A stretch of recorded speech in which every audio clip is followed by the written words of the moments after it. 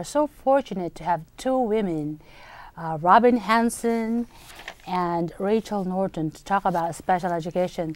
Special education plays a vital role within the San Francisco Unified School District, and it's an area in education that a lot of people are mystified about.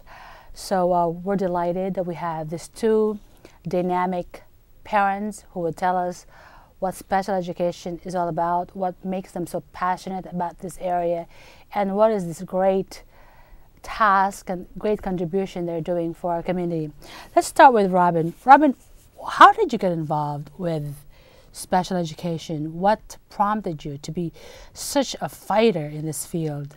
Well, I have 3 children with disabilities, and that makes you a fighter. All you really want to do is raise your children and get them an education that is at least equal with every other average child. Exactly. Just to, to graduate from high school, to go to college, and to be a self-supporting person, have a family, or, just be a taxpayer and be independent. Now, you're a member of the Citizens Advisory Committee for the San Francisco Unified School District. Right, for special education. Great. Now let's go to Rachel Norton, and let's introduce her. Rachel is a parent of 2 girls at Argonne Elementary School. She is a candidate for Board of Education. Lovely, go girls. And her older daughter is in special education, and she's a volunteer for the Advisory Committee for Special Ed. And she graduated from the Emerge class of 2008. What a great training and experience for hopefully a Board of Education member soon. So Rachel, let's talk about you. What made you so passionate about special education? You're also a member of the Citizen Advisory Committee. Yes, I am. And I also have a child with a disability. I have 2 children, and my older daughter has autism. And through working to find what worked for her, for an effective educational program for her, I became very interested in special education and saw that many families, it's a very, very complex thing. There's a lot of legal requirements, both for school districts and for parents. It's very difficult to navigate. And so when parents are not really empowered and not savvy about what their rights are and what their children's options are, they often don't get as good service. And so I really saw that there were a lot of disparities between parents who could advocate well for their children and parents who didn't know how to advocate for their children. And so I became involved in sort of working to let parents know what they need to do for their kids. Now, what sort of disabilities, can I use that word, are there for kids who are in the special education? A few moments ago we were talking about autism, dyslexia. Could you explain that to us, and also what other forms of disabilities do we see in special education? So we have in San Francisco about 11% of the children in our district are enrolled in special education, and they could have anything from mild learning disabilities to very severe physical and cognitive handicaps. So it's really the key word in special education is individualized programs. Right. So each child has a program that is designed specifically for him or her to help him or her benefit educationally. And so there's a lot of different things that they can do. They may have an aide with them in the classroom. They may have specialized instruction. They may be placed in a self-contained classroom with a much higher adult to children ratio than a regular classroom. There's many different programs that are available. Now, just briefly, what is autism? I think there's a lot more news, let's say, about autism now. It's becoming more and more recognized. As a matter of fact, the San Francisco Examiner.com has a blog regarding autism. So could you educate us just a little bit about what autism means? Because I think a lot of people don't know. Autism is a social and communication disorder primarily, and it's a spectrum. You may have heard of the autism spectrum. So kids can be very severely affected and have no speech or really any communication skills at all, to being very mildly affected, and perhaps they may act in ways that appear odd. They sort of have quirky personalities or some idiosyncratic ways of speaking, but other than that be able to function quite as anybody else would in the world. Great. Robin, you have 3 kids. They have, and I met them, they're all lovely. Yeah, I have, my oldest has dyslexia and a language disorder. My second one also has high functioning autism, and my youngest one had some language delays, and she has inattentive ADHD. Okay, could you kind of break down each one for us? Well, with dyslexia, now dyslexia is the most common population of the special education. About 1 in 5 Americans has some sort of reading disorder, and dyslexia is basically a reading disorder in which a child can't learn through the regular way of learning reading in the classroom. They need specialized instruction with people who really understand how to teach reading to children with this disorder. My middle guy has high functioning autism, and to add on to what Rachel said about autism, some of what we don't, things they don't understand is they don't understand other people have a different perspective than themselves. They call that theory of mind. That they don't understand that other people have different thoughts from them, and they think everybody thinks exactly like they do. It's a very one-person-centered universe, but they can be taught these things, and sometimes they come off as rude. They're not rude, they just aren't cognizant of social skills, but they can be taught that way. And a lot of them are, some people are very, some of them are very brilliant, in fact. Exactly. And ADHD is just basically a attention disorder. It's very hard for a child to concentrate on things that are not interesting to them, which sounds mild, but children, that it can have a wide spectrum, and some children can have a very, very hard time. Even the slightest noise in a classroom can distract them from learning. I think a lot of us have attention deficit disorder, but could it be that that because there is just so much information that's being driven through the media, through television, could that be? Well, that would be media-induced attention deficit disorder, but I mean, a lot of the children are born with it. Their frontal lobe is actually smaller. It also can make them more impulsive and take unnecessary risks, or sometimes or affect their social skills, like depending on the severity of it. About 50% of kids with a learning disability also have ADHD in conjunction, which makes it doubly hard for them to learn, which means they really need teachers who understand how to teach them. Well, we have like brilliant, successful people. Like I was watching the Jay Leno show. He had Anthony Hopkins. He says, "Oh, I've got ADHD. I could, I have the worst attention than a butterfly or something like that." But he is brilliant. And Albert Einstein is supposed to have been, also has ADHD. Dyslexia too, right? Some people even say high-functioning autism. Okay. so in we should all be so lucky, I guess. Exactly. So in other words, that with these kids, even though they are supposed to be disabled, with the proper guidance, the proper nurturing, and the proper training, they can become brilliant people with very, very successful careers and be great contributors to society. There's a wonderful example of a woman named Amanda Baggs, who she has a post up on a video on YouTube that's gotten hundreds of thousands of hits, and she's a nonverbal autistic woman who communicates through a device, through a keyboard. Right. And so she has this video of herself, rocking back and forth and making noises, and if you just saw that, you would think this person is not a functional person. This person is severely impaired. But in fact, then she explains through her communication device what's going through her mind, and she has wonderful language and a wonderful way of expressing herself. It's just in a different way than you or I might express ourselves because of her disability. So we don't know, with many people who we see as severely disabled, it's very hard to know sometimes what their actual capabilities are, and so we need to have high expectations for everyone, because we don't know what people can ultimately achieve in their lives. Right. Now, from what I understand, there's 55,000 students in the San Francisco Unified School District, and there's 6,100 kids who are in special education.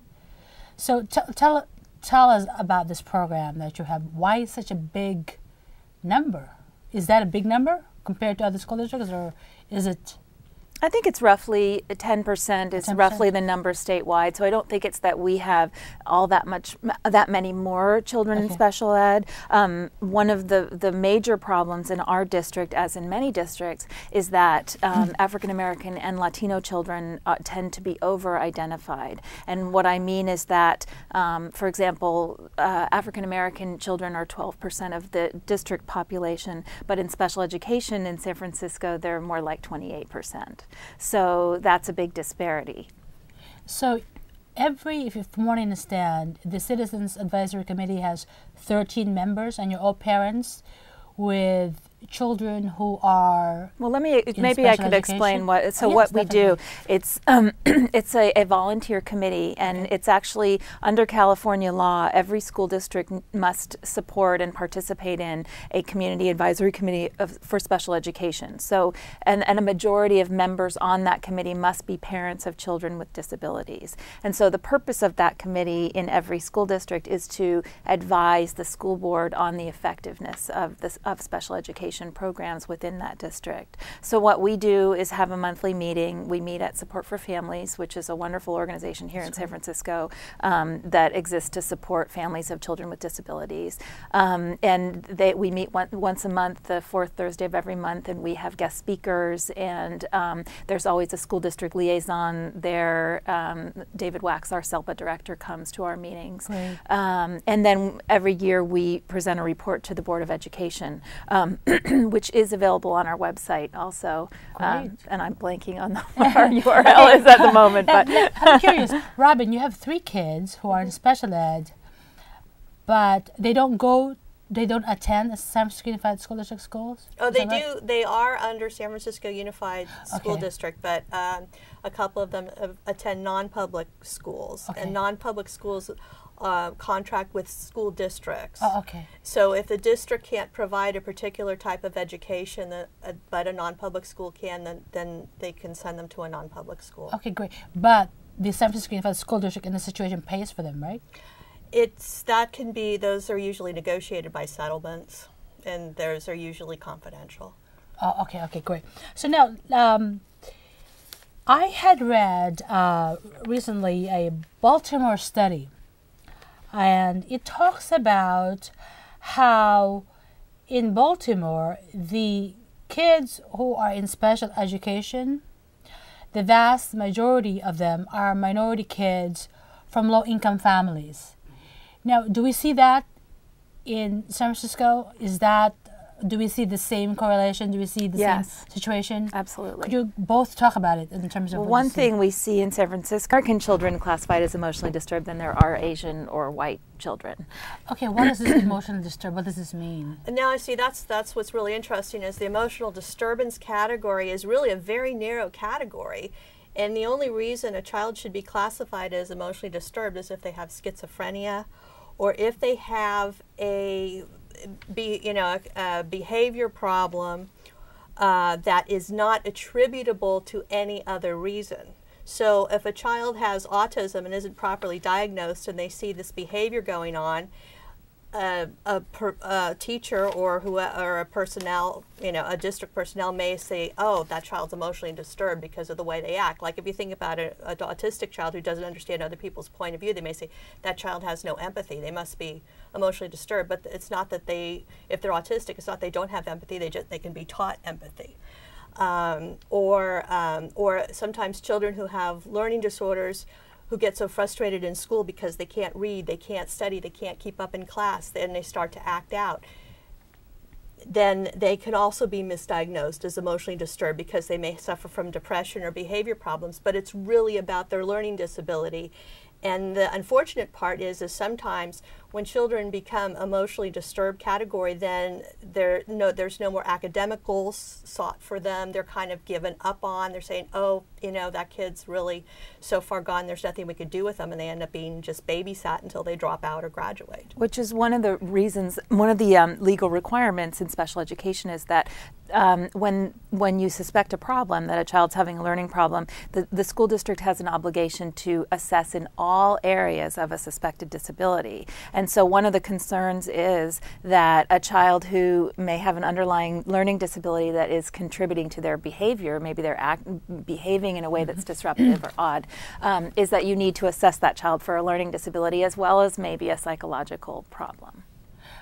When we were talking earlier, you had mentioned something about a lot of the prison population. Yes, there's a significant number of prison inmates who are in fact emotionally disturbed or had learning disabilities, or they would have been in the special education category when they were children. Huge numbers of the incarcerated population are illiterate.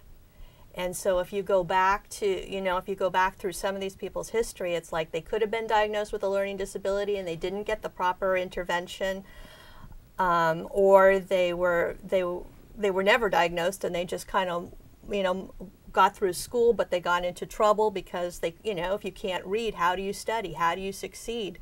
And depending on the study you read, you can read anywhere from 70% of a prison population to 50%. I think it may depend on the, which study they're looking at. But what's really a crime is, we've got an overcrowding of prisoners, and it costs us between $35,000 and $40,000 to keep each one in incarceration per year. It would be so much cheaper to give them a good education. Exactly. Exactly. It's way cheaper.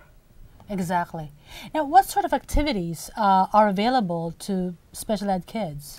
Well, special education children are students at their schools just like every other student. Right. And so they can participate in every activity that every other child at the school participates in. That is another problem that we've identified as a committee, is that sometimes because those children need more support in their school environments, they're not allowed to participate in activities to the same extent. Like your kids, for instance, they follow your advice. Now, when we first talked, you had a little bit of an issue with your newsletter. Just a little bit of a backdrop on that. The Citizens Advisory Committee produces a annual newsletter, but that has to be approved, printed, and distributed by the school district itself for confidential purposes. That's understandable. You have not been able to publish this newsletter, so tell us a little bit, and then we'll. Regular kids. Like with my middle son, he gets home at the school he goes to. Everybody's required to have a Mac, and they have their Macs all set up. But he'll go home and he'll get on iChat and he'll talk with his friends and they'll play video games over the internet. They have sleepovers. They do just what regular kids do. They have dances and activities, bowling parties, just like average kids. Great. Now, going back to some statistics, this is a statistical sheet from the California Department of Education, year 2006-2007. Now, of the African Americans, about 1/4 of all African American students in the district are enrolled in special education. That's 1/4.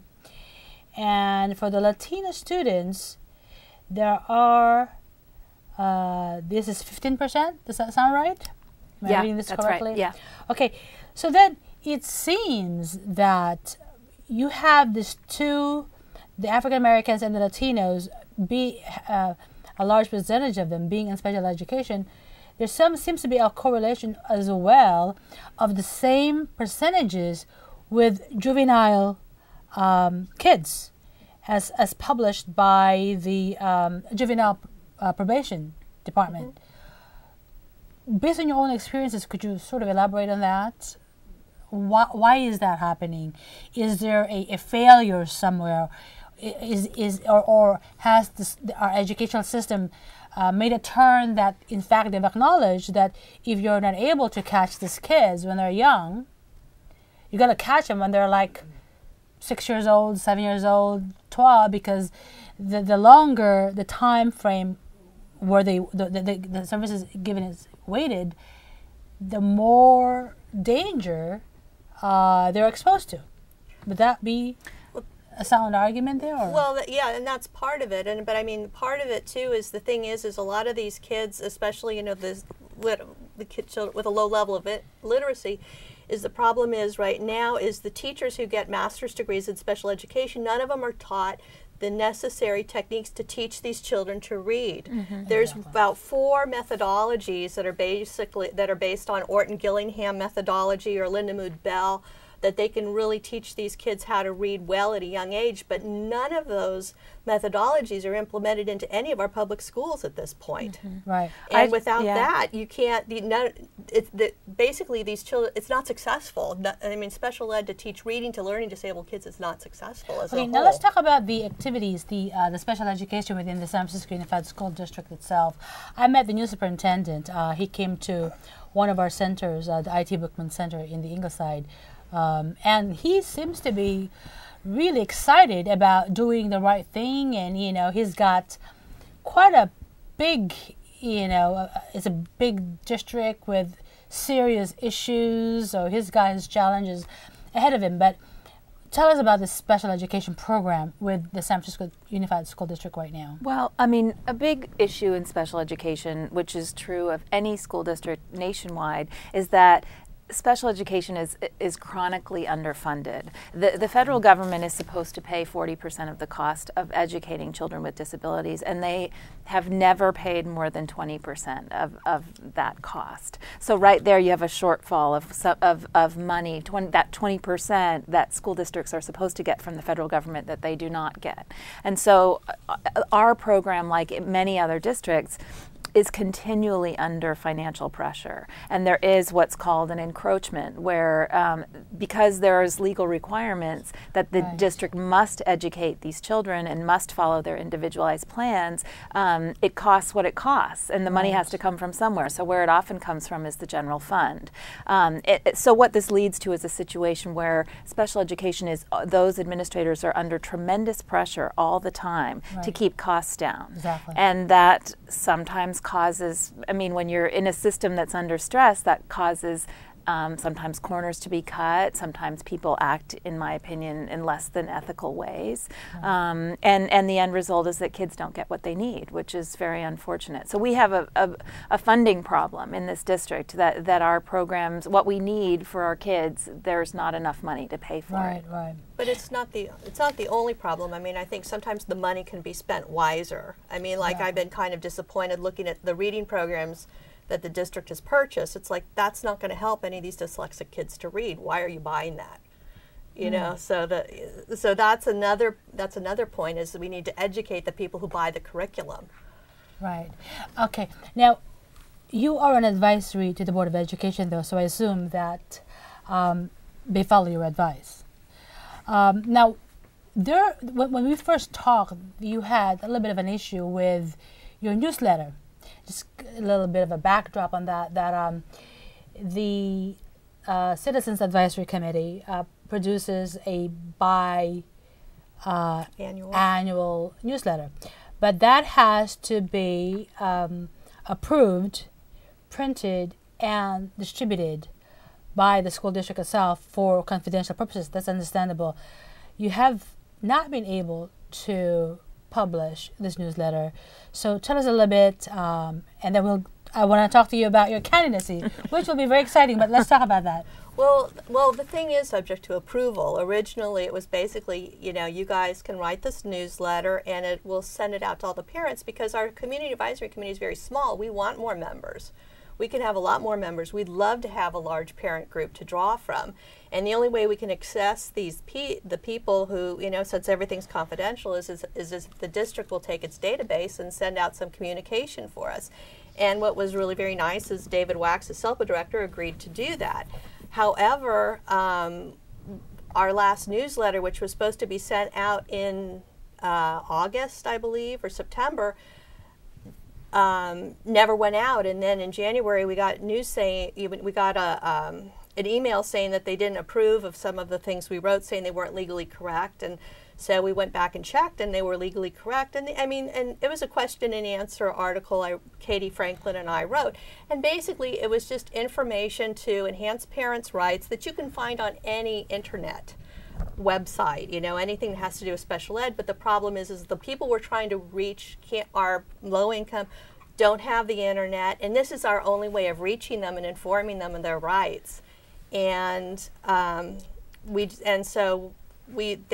didn't like what we wrote, and we've talked to legal, but nothing's been resolved yet, so nothing's been sent out. Okay, but I'm sure you'll be working this out, right?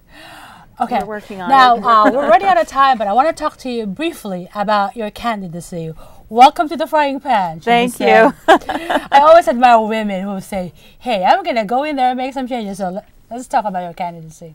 Well, it's been, so I filed my paperwork back in February, and it's been actually really fun going around the city and talking to people about my candidacy and my vision for the board, and being a parent in the schools, and how important that is. I feel there's not enough parents of current students on the Board of Education right now, and so that's one of the major reasons that I decided to run. Also because I think it's very important for someone who knows about special education to be on that board and kind of contribute to the discussion.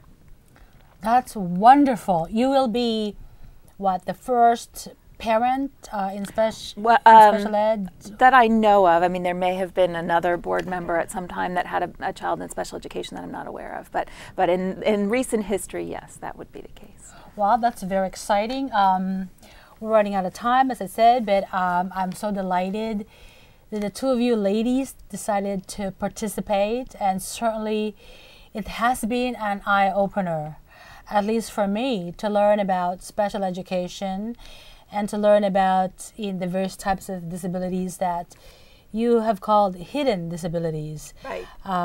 You meet these kids, you don't know, what their challenges are, and it's important that people understand that these people can, in fact, be productive members of the society, and there are brilliant people who have become successful with disabilities, notwithstanding. Well, thank you so much, and I'm glad you watched this, and we'll see you again next time. Thank you.